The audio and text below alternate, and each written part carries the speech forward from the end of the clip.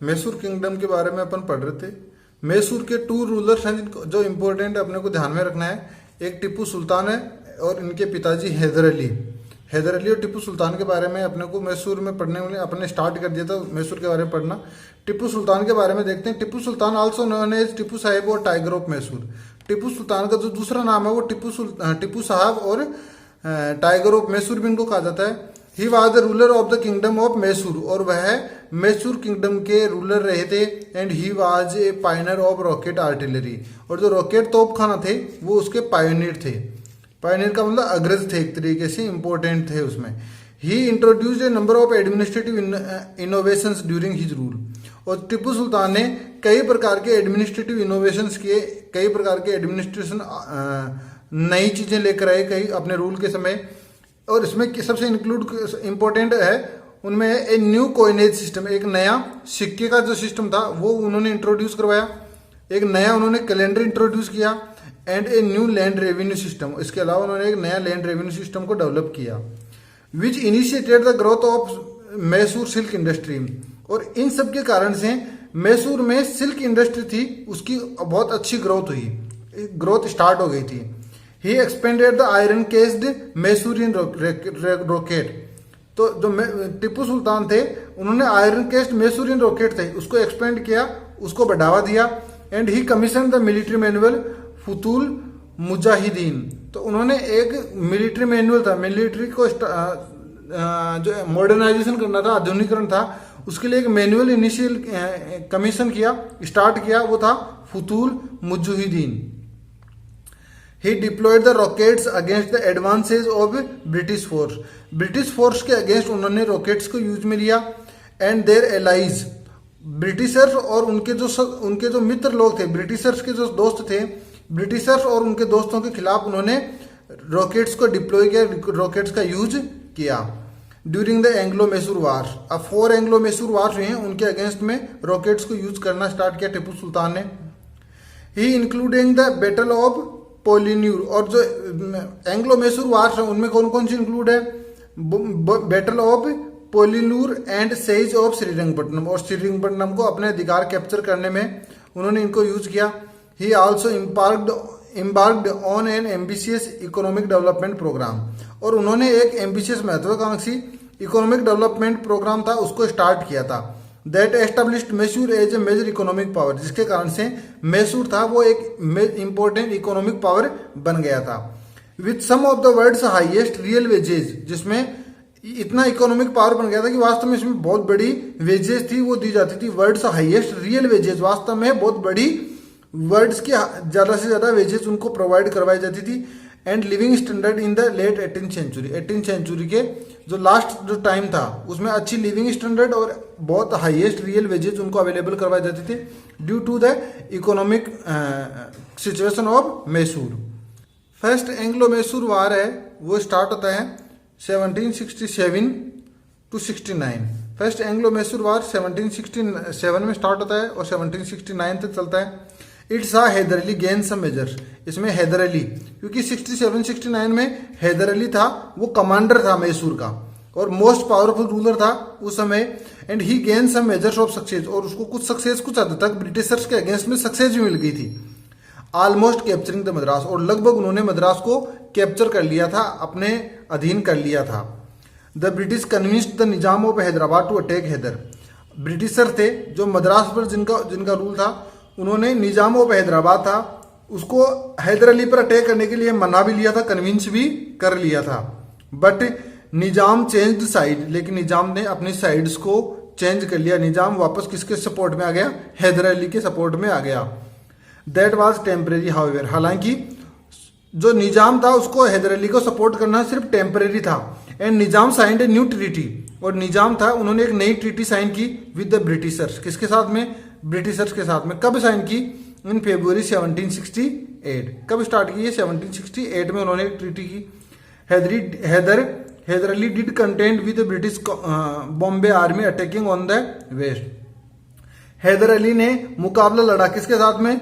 British Bombay army. ब्रिटिशों की जो मद्रास के साथ में डायरेक्टली इसके साथ कॉन्फ्लिक्ट हो रहा था, लेकिन ब्रिटिशों की जो बॉम्बे आर्मी थी उसको भी उसने कंटेंट किया, सामना किया।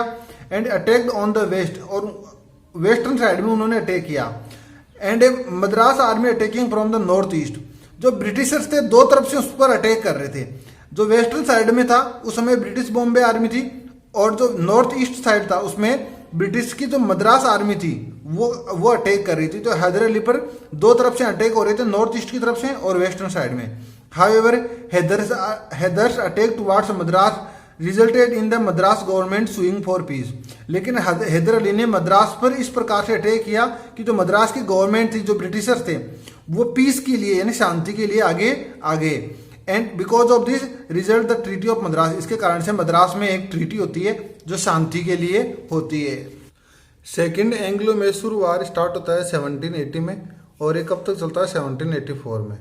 It witnessed bloodier battles. और सेकेंड एंग्लो मैसूर वार में जो बैटल होते हैं वो ज़्यादा खूनी होते हैं। With fortunes fluctuating between the contesting power. तो दोनों पावर्स थी, ब्रिटिशर्स और मैसूर, उन दोनों के बीच में फॉर्च्यून्स वो फ्लक्चुएट हो रहा था, चेंज हो रहा था। कभी मैसूर की जो पावर थी वो ज़्यादा हावी हो रही थी और कभी ब्रिटिशर्स थे वो हावी हो रहे थे। Tipu defeated Baillie at the battle of Pollilur. जो पोलिन्यूर का जो बैटल था उसमें टीपू ने बेली नाम का जो एक ब्रिटिश ऑफिसर था, ब्रिटिश कमांडर था, उसको हरा दिया।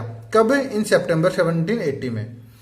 एंड ब्रेथवेट एट, और ब्रेथवेट था वो भी एक ब्रिटिश कमांडर था, ब्रिटिश ऑफिसर था, उसको भी उन्होंने हरा दिया। वो कहाँ पर हराया? कुंभकोणम नाम की जगह पर ब्रेथवेट को भी हरा दिया। कब? फरवरी 1782 में। Both of whom were taken prisoner to Srirangapatnam. और इन दोनों को प्रिजनर बनाकर, कैदी बनाकर श्रीरंगपट्टनम थी जो इनकी एक एक्टिविटी का सेंटर था, वहां पर उसको कैदी बनाकर लेकर चले गए। कौन लेकर चले गए? मैसूर का पावर जो था, हैदर अली था वो। दिस वार सा राइज ऑफ द सर आयर कोटी। और इस वार के में क्या होता है? जो सेकंड एंग्लो मैसूर वार होता है उसमें एक ब्रिटिश ऑफिसर होता है सर आयर कोट।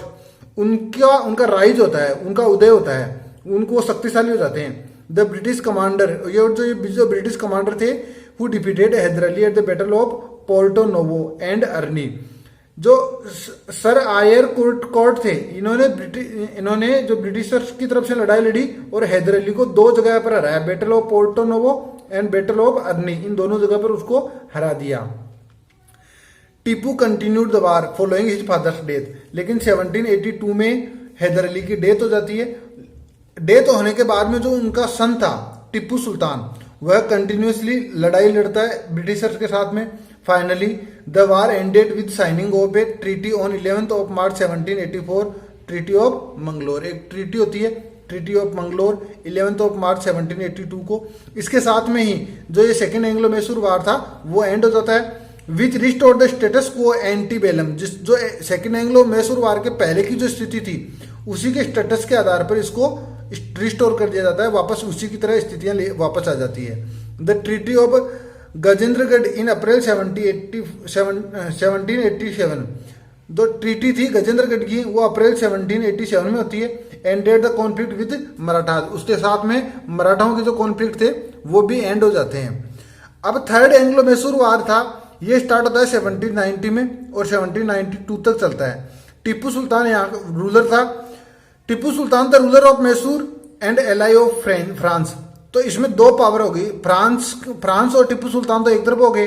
तो इन दोनों ने मिलकर, टीपू सुल्तान और फ्रांस ने दोनों ने मिलकर अटैक कर दिया, इन्वेड कर दिया the near by state of Travancore. Travancore का जो स्टेट था, इंडियन स्टेट था, उसके ऊपर अटैक किया। अब ट्रावनकोर का जो मित्र था वो कौन थे? ब्रिटिशर्स थे। और अटैक कब किया? 1789 में। तो टीपू सुल्तान प्लस फ्रांस, इन दोनों ने अटैक कर दिया। ट्रावनकोर प्लस ब्रिटिश, इन दोनों पर मिलकर अटैक कर दिया 1789 पर। British forces were commanded by sir governor general Cornwallis himself. अब वो जो ब्रिटिशर्स थे वो टीपू सुल्तान से इतना परेशान हो गए कि उसको इलिमिनेट करने के लिए गवर्नर जनरल कॉर्नवालिस था, वो खुद उनके ब्रिटिशों का कमांडर बनकर इनसे लड़ाई लड़ने के लिए जाता है। The resultant war lasted 3 years. और इसके कारण से 3 ईयर्स तक वार चलता है। 92 में इसका एंड होता है। And was resounding defeat of Mysore. उसके कारण से बहुत बड़ी एक मेजर डिफीट होती है मैसूर की। And because of this war ended after the 1792 siege of Srirangapatnam. 92 में जब ये मैसूर के साथ जो वार एंड होता है तो श्रीरंगपट्टनम होता है वो शहीद हो जाता है, उसको कंट्रोल होता है वो ब्रिटिशर्स का हो जाता है। And the signing of treaty of Srirangapatnam, और श्रीरंगपट्टनम की जो ट्रीटी होती है वो भी इसी समय होती है।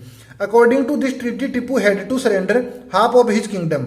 इस ट्रीटी के अकॉर्डिंग टिप्पू सुल्तान था, उसको अपना आधा किंगडम था वो सरेंडर करना था ब्रिटिशर्स को, to British East India company and its allies. और उनकी जो एलाइज थी ट्राउनकोर वगैरह, उनको उन्होंने अपना हाफ ऑफ द किंगडम था वो उनको देना पड़ा। लास्ट होता है fourth and last Anglo Mysore war started in 1798 and lasted just for 1 year in 1799। It was ended with the martyrdom of Tipu Sultan. It's or the death of Tipu Sultan, और इसमें टिप्पू सुल्तान की डेथ हो जाती है 1999 में। And further reduction of the Mysorean territory, और जो मैसूरियन जो टेरिटरी थी, मैसूर का जो राज्य था वो और ज्यादा रिडक्ट हो जाता है, वो और भी ज्यादा कम हो जाता है। मैसूर अलायंस विथ फ्रेंच, और मैसूर था उसका अलायंस होता है, उसका एक मिलना हो जाता है किसके साथ में, फ्रेंच के साथ। जो फ्रेंच उनके जो मित्र थे, मैसूर और जो फ्रेंच थे, ये दोनों अलायंस में थे, दोनों का एक गुट था। It was seen a threat to East India company, ये ईस्ट इंडिया कंपनी की एक थ्रेट था, लेकिन इसको खत्म कर दिया गया। Mysore was attacked from all 4 sides, चारों तरफ से मैसूर पर अटैक किया गया। Britishers and their allies, britisher और उनके मित्रों के द्वारा चारों तरफ से मैसूर पर अटैक किया गया। Tipu's army was outnumbered 4:1 in this war. जो टिप्पू सुल्तान की जो आर्मी थी वो 4:1 में आउट नंबर कर दी गई, मतलब अगर उसके जो शत्रु थे वो तो 4 थे, 4 सैनिक थे, तो उसी जगह टिप्पू सुल्तान के सिर्फ एक ही सैनिक था। तो 4:1 के कारण से जो सेना थी वो ज्यादा किसकी थी, ब्रिटिशर्स की थी। मैसूर हेड 35,000 सोल्जर्स, जो मैसूर के खुद के 35 सोल्जर्स थे, वेरेज ब्रिटिशर्स कमांडेड 60,000 ट्रूप्स, और जो ब्रिटिशर्स थी उनके पास में 60,000 ट्रूप्स थी, यानी बहुत बड़ी संख्या थी। इसमें भी डबल जो सोल्जर्स थे वो और भी ज्यादा थे। The Nizam of Hyderabad and Marathas launched N invasion from the north. अब जो हैदराबाद का निजाम था और जो मराठा थे वो भी किसके साथ में थे, वो भी फ्रांस के साथ में ही थे, सॉरी ब्रिटिशर्स के साथ में थे। और ब्रिटिशर्स के साथ ही होने के कारण से उन्होंने नॉर्दर्न साइड से उस पर अटैक कर दिया, मैसूर पर। The British won decisive victory, और इसमें एक डिसिसिव का मतलब निर्णायक, एक निर्णायक जीत मिलती है किसको, ब्रिटिशर्स को। एट सेज ऑफ श्रीरंगपट्टनम, क्या पर श्रीरंगपट्टनम में एक उनको डिसिसिव विक्ट्री मिलती है, और 1799 में श्रीरंगपट्टनम को वो सेज कर लेते हैं, अपने कंट्रोल में ले लेते हैं। Tipu was killed during the defence of the city, जब वो श्रीरंगपट्टनम की डिफेंस कर रहे थे, उसको प्रोटेक्ट कर रहे थे, उसी प्रोटेक्शन में उसकी डेथ हो जाती है। Much of the remaining Mysorean territory was annexed by the Britishers, ज्यादातर पार्ट था, half of the part of Srirangapatnam Mysore was included during the third Anglo Mysore war. But अब जो बाकी जो रिमेनिंग जो पार्ट था, it was also annexed in the British empire, the Nizam and Maratha. Britishers, Nizam और मराठाओं ने अपने हिस्से में उसको ले लिया, एनेक्सेशन कर लिया उसका। The remaining core around Mysore and Srirangapatnam, और जो बाकी जो कुछ था कहाँ पर, मैसूर और श्रीरंगपट्टनम के आसपास का जो एरिया था, it was restored to Indian prince belonging to the Wodeyar dynasty. ये जो वोडिया डायनेस्टी को दे दिया, मैसूर और श्रीरंगपट्टनम के आसपास का जो रिमेनिंग कोर था, एरिया था, वो किसको दे दिया, वोडिया डायनेस्टी को दे दिया। वुज फोर फादर्स, और जो वोडिया डायनेस्टी के जो 4 फादर्स थे, they had been the actual rulers before Hyder Ali, वो हैदर अली से पहले वास्तव में यहाँ के रूलर्स थे Wodeyar dynasty. They became the de facto ruler, और वो नाम मात्र के रूलर्स यहाँ पर बन जाते हैं मैसूर में। The Wodeyars rule the remnant state of Mysore until 1947, और जो वोडिया डायनेस्टी थी वो 1947 टिल इंडिया गॉट इंडिपेंडेंस, तब तक वो यहाँ पर रूल करते हैं। After 1947 Mysore was joined in the union of India, इसके बाद में इंडियन यूनियन में इसको एनेक्स कर दिया जाता है, मिक्स कर दिया जाता है। तो इस प्रकार से कंप्लीट मैसूर था वो भी ब्रिटिशर्स के अंडर में आ जाता है। नेक्स्ट रहेगा एंग्लो मराठा वार, मराठाओं के साथ ब्रिटिशर्स का किस प्रकार से स्ट्रगल चलता है वो पढ़ते हैं अपन नेक्स्ट पार्ट में।